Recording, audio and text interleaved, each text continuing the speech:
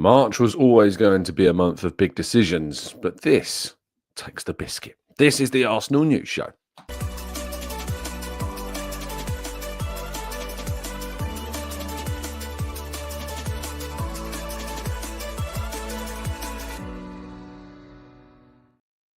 Hello and welcome to the Gooner Talk, back again with you guys and girls for another episode of what is the Arsenal News Show. Joining you every single morning at 8 a.m. UK time. Thank you so much for tuning in. Glad I can bring the show. Leaving for Manchester in just under 2 hours' time. Long day, like a 9:30 train. Return about 1 o'clock in the morning. Up and back from Manchester in a day is a hell of a commitment and a trip, but it is the job. It is the name of the game. And Arsenal take on Manchester United at 4:30 this afternoon at Old Trafford, promising to be a very interesting game with some really interesting kind of inclusions, which we're going to talk about in the team. But good morning to all of you joining us. Appreciate you all being here. Blackshine, Glenn, Matt G, NSW. We've got Carlton and Paul. We've got other Paul, Tom, Shari. We've got Peter, Steve. Blackshine, Stevie, Maximius, Arasilki, Paul, Matt G, Cal, Mike, Martin, Jose, Logan, Granddaddy Good of Paul as well. Thank you to you all for tuning in. It's very much appreciated. Thank you for listening. Thank you for being here and tuning in this morning in what is a really important day in the context of Arsenal, both on and off the field. We'll talk about the on-field stuff, of course, as much as the off-field stuff, but it is the off-field stuff that is dominating things. Just before we get to that, though, I was debating about whether or not what order to kind of do these stories in. I think we'll probably end with Andrea Berta. We'll start with this story, with a video that's emerged from Manchester train station of the Arsenal team allegedly arriving at Manchester Piccadilly. And getting off the train ahead of what I imagine was hopefully a good night's sleep and rest and recovery and recuperation ahead of what is a massive, massive game at Old Trafford for Arsenal. Should they win this game, of course, it gives them quite the benefit of 3 more points. They are, as we know, well behind Liverpool. 16 points is the gap now after Liverpool came from behind to beat Southampton yesterday. Some big results in the Premier League, of course, as well, with Nottingham Forest beating Manchester City at home, widens the gap further for them to Arsenal. If Arsenal were to win today at Old Trafford, they would move 10 points clear of Manchester City, which is obviously a really good thing in terms of just keeping that buffer. But Forest are only 3 points behind Arsenal as well. Brighton beat Fulham 2-1 on the day. Crystal Palace beat Ipswich 1-0. Aston Villa won 1-0 against Brentford, and Wolves drew 1-1 with Everton. Today's games at 2 o'clock, Chelsea, Leicester, Tottenham, Bournemouth. 4:30 kickoff is the Arsenal Man United game, and then tomorrow is West Ham against Newcastle. But getting off the train with the Manchester team looks like Martinelli. Now, if you look at the screen, if you're listening on audio platforms, you'll have to go onto Twitter and look this up. But if you have a look at the picture, and you see the pillars on the station platform, you see that there is like one that's kind of in shadow on the far left-hand side behind Simon, the medical analyst. You got the thicker kind of column in the middle, and then you got a thinner one and then a darker one on the right. Well, that really thick column in the middle, just look down from that and you'll see Jorginho on the left. And then on the right, you should see, I think that is Gabriel Martinelli. I thought at first it was Kivior, but I think Kivior is to the right of him. But it looks to me that that is Gabriel Martinelli. Now, this is the picture, the images that have been scrolling around social media. We assume that they're correct. And I think that is Gabriel Martinelli. The Arsenal fan base doing the work to get us the scoops, get us the insight. And it looks like Gabriel Martinelli is indeed there, which is really interesting, because the suggestions were that Martinelli would be back for, the game against Fulham after the international break. Seeing him back this early, if indeed he's in the squad, he may just be with the team. Maybe he's just travelled with the squad. We don't know. We don't know if he's going to be in any way involved in the game. But the fact that he's there, that's a really positive sign. It's a really positive sign. So let's wait and see if he's included and if he gets any minutes and if he's involved, because that's a big, big boost to the team. There was also an image going around yesterday, you may have seen, of Bukayo Saka in training with Alexander Zinchenko. Sorry to break the bad news to you, but this is an old photo. Zinchenko posted this photo on his Instagram page.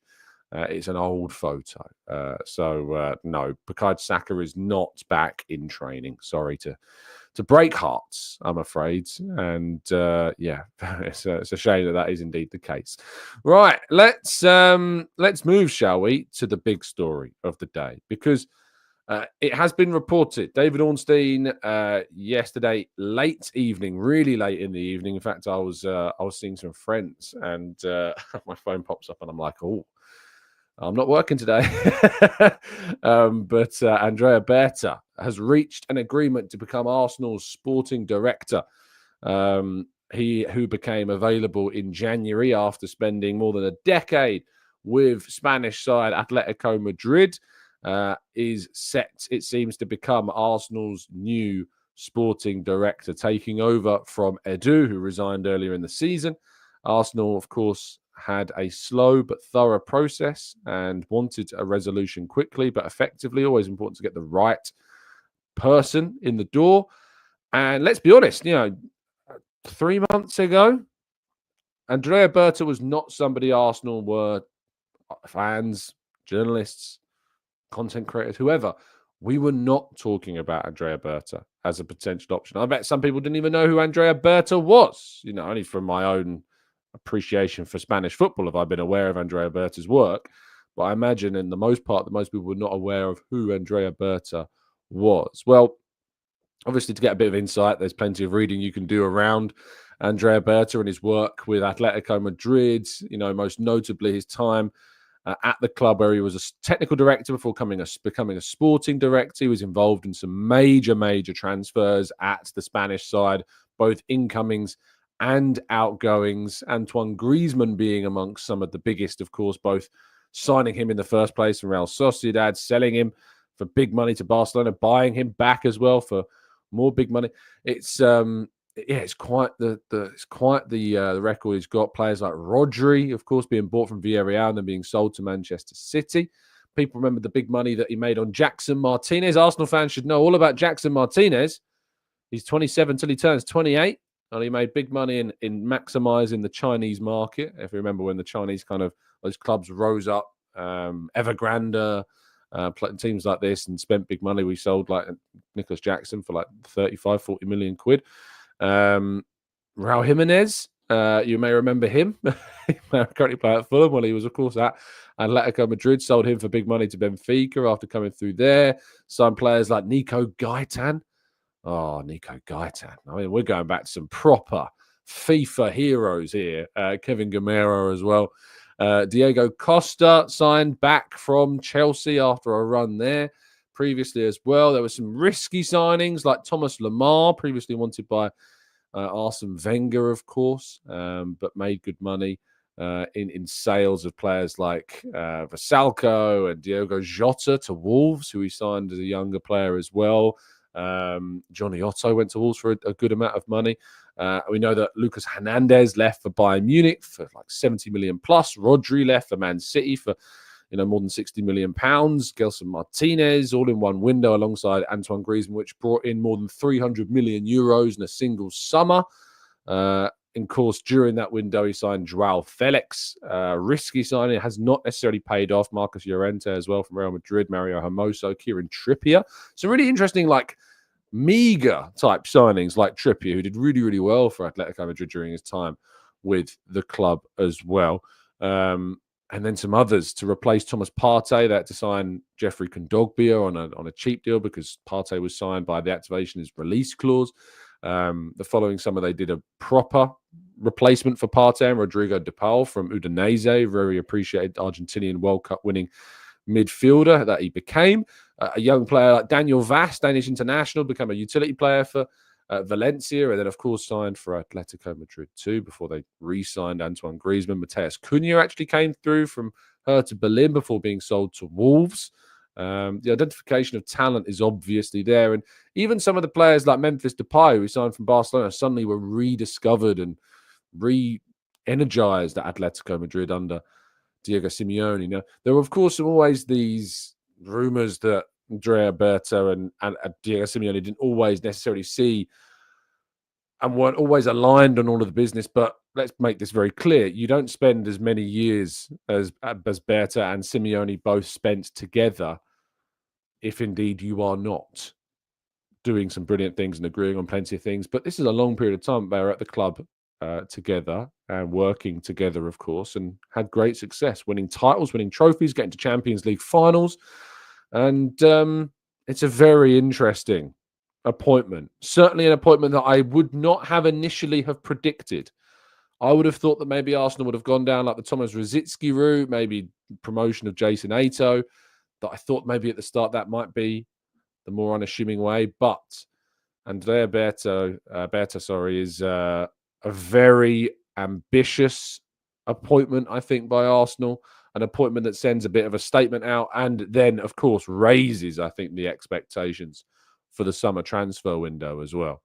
And for what Arsenal fans could probably expect from that window. A window where Berta is going to be expected to spend money, make money, as he always has done. I mean, just having a look at the sales records in the summer of 24, and we'll go back every year, they sold 93 million euros worth of players. The year before that, 103 million euros. The year before that, just 28, but they spent very similar to that. It was a quieter window in 2022 for Atletico. And then we go back to 2020, 83 million euros, 2019, 360 million euros, which obviously I think allowed them to have some quieter sales summers after that.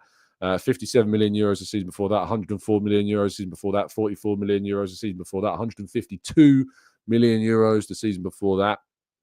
But they always would spend big, going from that 2015 summer, 120 million euros, 80 million euros, 95 million euros, 168 million euros, 247 million euros, 92 million euros, 85, 29, 56, 185 was the last summer. And in that last summer window, of course, he helped buy Julian Alvarez from Manchester City, Conor Gallagher from Chelsea, Robin Lenormand from Real Sociedad, and Alexander Sorloth from Villarreal, as well as getting Juan Musso on loan from Atlanta and Clement Lenglet on loan from Barca.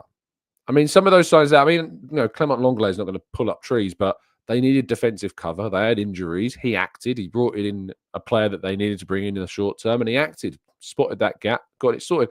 And what this results in, of course, right now is Atletico Madrid currently sitting second in La Liga's table, 2 points above Real Madrid, 1 point behind Barcelona in the current title race as well. They are through to the Champions League last 16. They are playing Real Madrid. Second leg will be at the Wanda Metropolitano, of course, having lost that first leg 2-1, but still very much in the tie. And the winner of that tie will play, coming full circle, Arsenal. So this is very, very, very exciting, very, very interesting. You've got a broad range of different types of transfers, from high-profile signings like Julian Alvarez to more interesting younger signings like an Arthur Vermeeren from Royal Antwerp last summer. He's got an eye for really exciting younger players, and he's got an eye for the most prominent high-profile players and gets those deals done. It's an exciting one. I think one that most people should be very, very pleased about. We're going to get your thoughts on this and more in part 3, but for part 2, we're going to look ahead to today's game.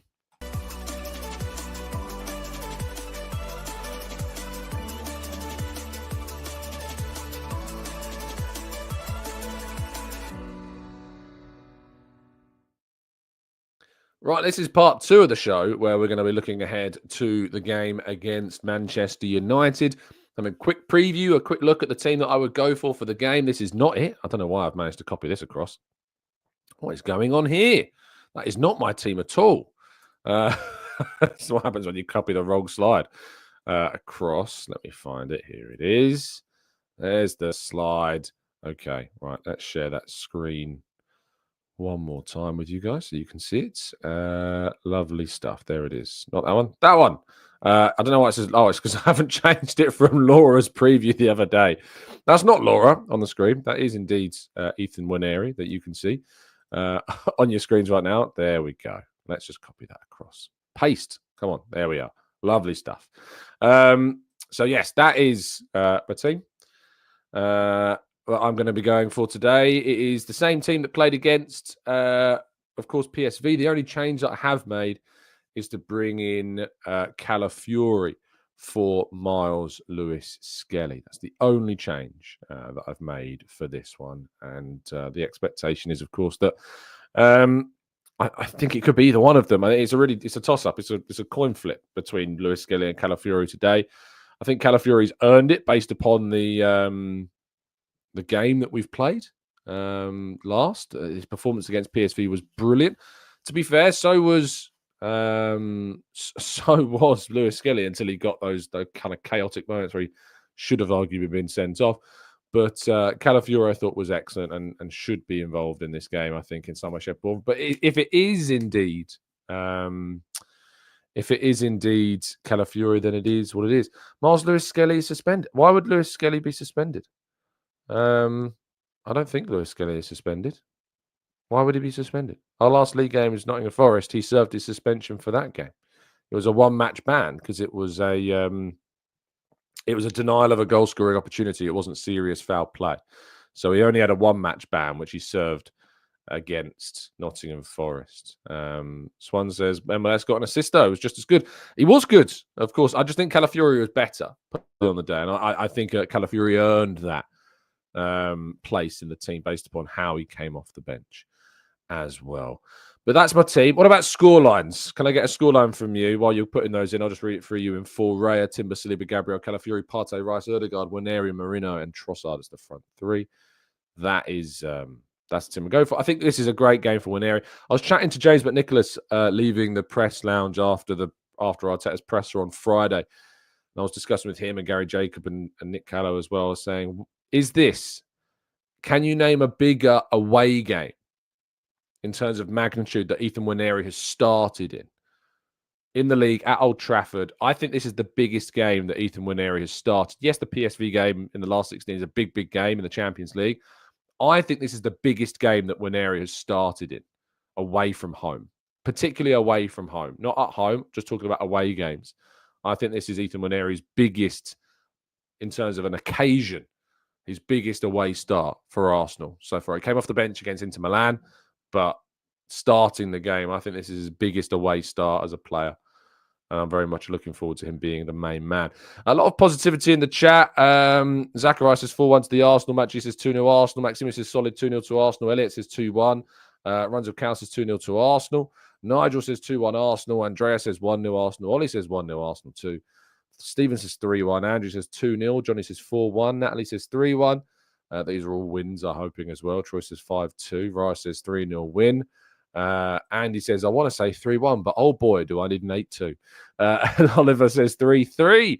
DJ D10 says Man United 0 Arsenal 1. Ronnie says, I thought a direct red card was a 3-match ban and then 2 yellows was a 1-match ban. It depends on the type of red card it is, Ronnie. If it's a red card for serious foul play, it's 3-match ban.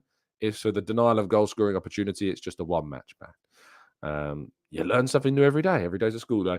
Oliver says, sorry, 3-2. Paul says 0-0. Swan says 3-1 for Arsenal.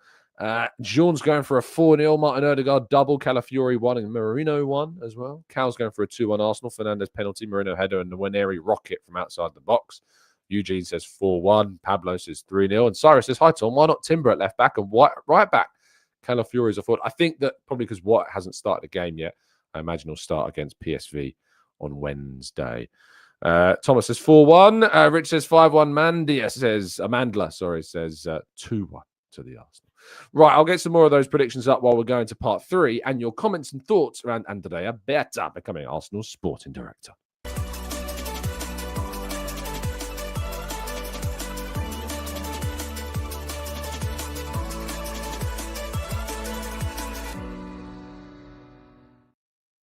Well, this is part 3 of the show. Where we're going to be looking, of course, to your thoughts on Andrea Berta. Tony says it's a dead rubber. Liverpool 16 points ahead, everything on the Champions League. It's certainly not a dead rubber, mate. It is not a dead rubber at all. It's Manchester United away from home. An opportunity, of course, to open the gap to something like 20-something points to them. Arsenal, of course, need to solidify that second place. It's very important, at least, that we finish there. I don't want to see us slipping down the table whatsoever. There's still 10 games, 11 games in the case of Arsenal to go. Yes, the gap to Liverpool is 16 points. That could close to 10 if Arsenal win their 2 games in hand. It could close to 7 if Arsenal were to beat Liverpool.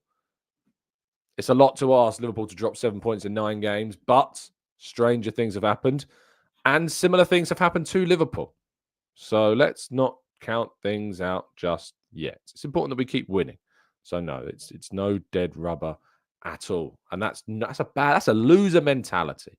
Do not want to hear dead rubbers going away to Man United. Some spoiled, arrogant opinions today. Goodness me, dead rubber going to Old Trafford. What has this sport become? Alex says, is it an instant appointment? Gardening leave is a British thing, isn't it? Berta can start immediately, can't he? I'm pleased we picked someone else who didn't have the same and similar job elsewhere. I think that he can start pretty soon. I think so.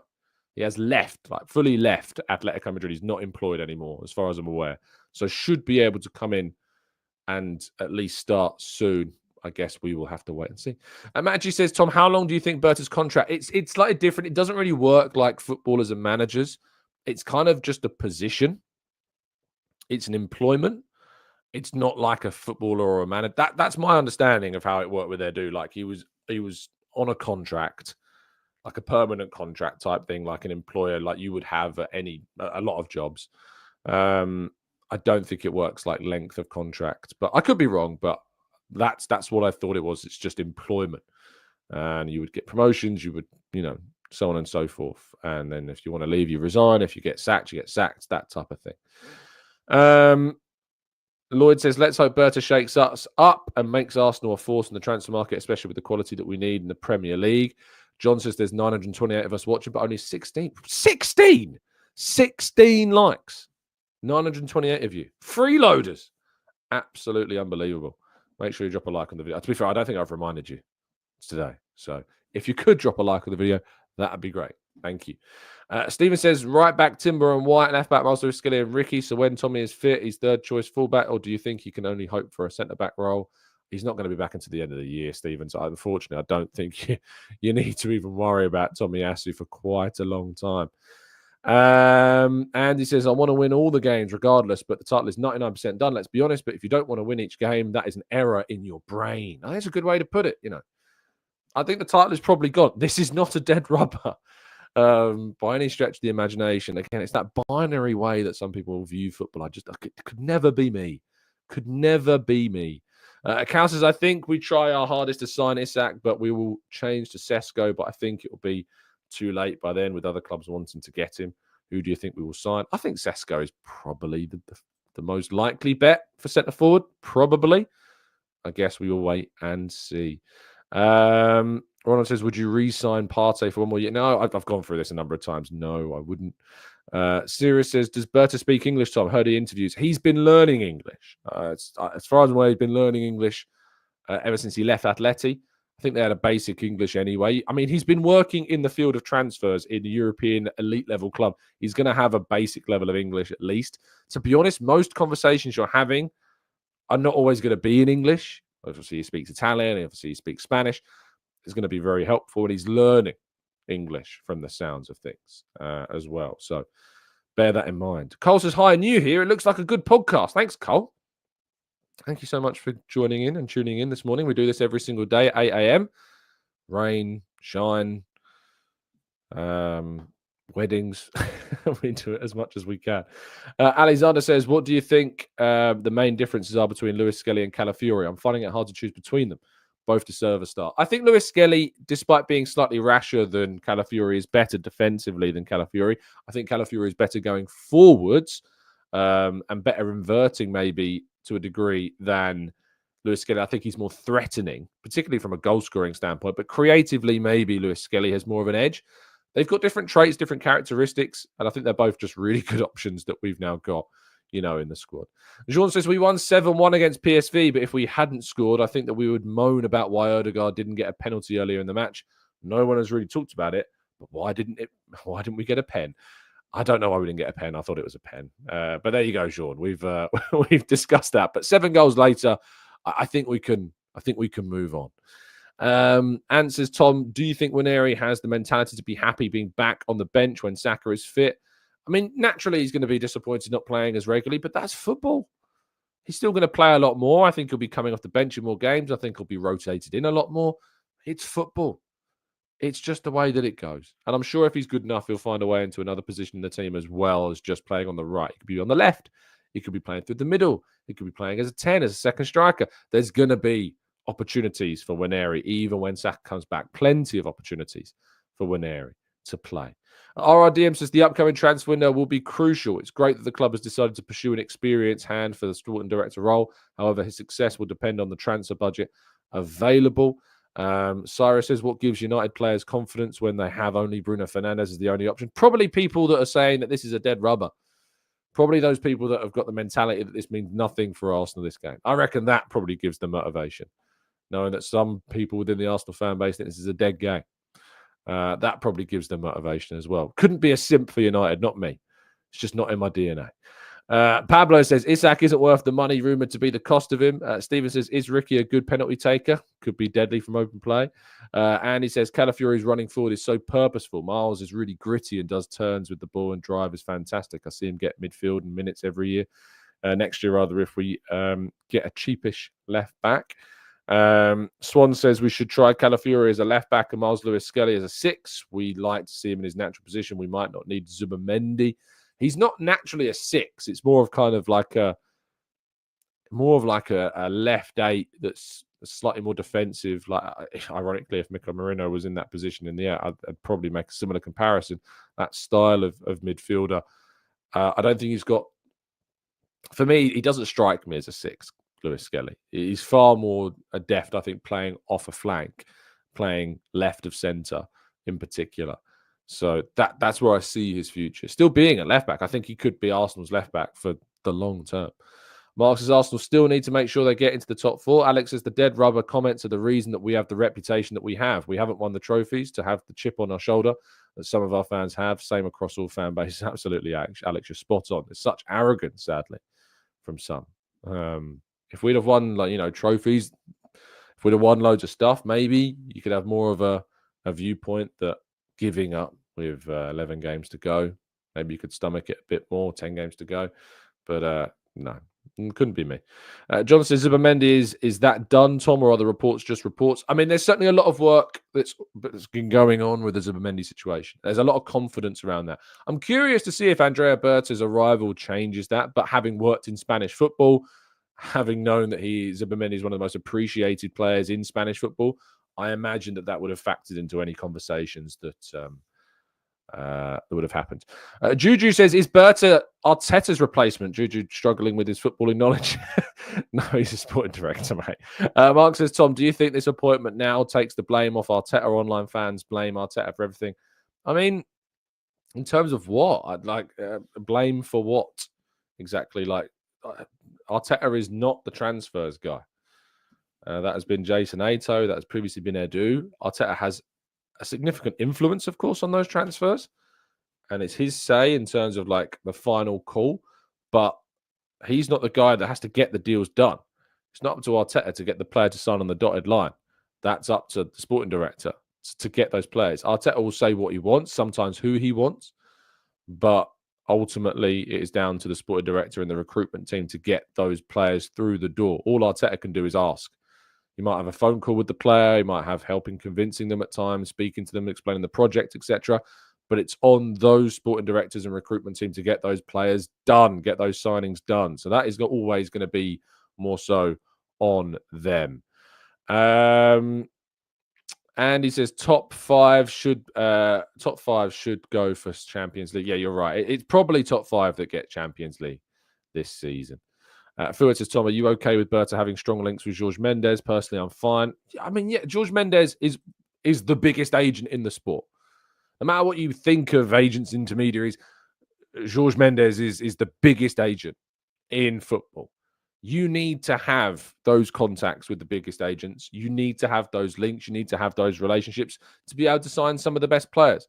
Jorge Mendes represents loads of brilliant players. He also is involved in a lot of the kind of transfers that aren't his own clients, and he helps work with clubs and as an intermediary on transfers. So, yeah, of course, I'm absolutely fine with him having links with Jorge Mendes, because for Arsenal to sign some of the biggest players, you're going to have to work with the biggest agents. That's just the sport that we exist within. John says, my barber is very good, Tom. He's a Gooner, but hates Arteta. I don't know why there are people who can't see how far we've come under Arteta. I mean, I wouldn't let him cut my hair, John. If you knew my views, I don't think he'd do a very good job. Pablo says, I'd like our attackers to take one thing from Isak's game in his ability to head the ball down rather than a good goalkeeper hoping to score the head. The ball with power, have a better chance of scoring. Oh, sorry. So you're looking at trying to get an ability from Isak being his heading power. Yeah, for sure. And Maxim says, Tom, was Atletico the only club in Berta's profile, or was he working on the same level elsewhere too? Well, he's been with Atletico Madrid since, I think, 2013. But he's previously worked in Italian football. He's worked with, I think, Genoa in Italy. Let me just double check. Parma, Genoa, and AC Carpendolo. But yeah, he became the technical director in 2013 at Atletico, becoming sporting director in 2017. So he's been in the game for, nearly 13 years at that elite level club working with Atletico. So that's a long time, a long, long time with that team and working at that level and winning stuff and competing as well. Dixon says, Bernard is coming in as sporting director. Arteta is the manager. Andrea, who's Bernard? Who is Bernard? It's Andrea.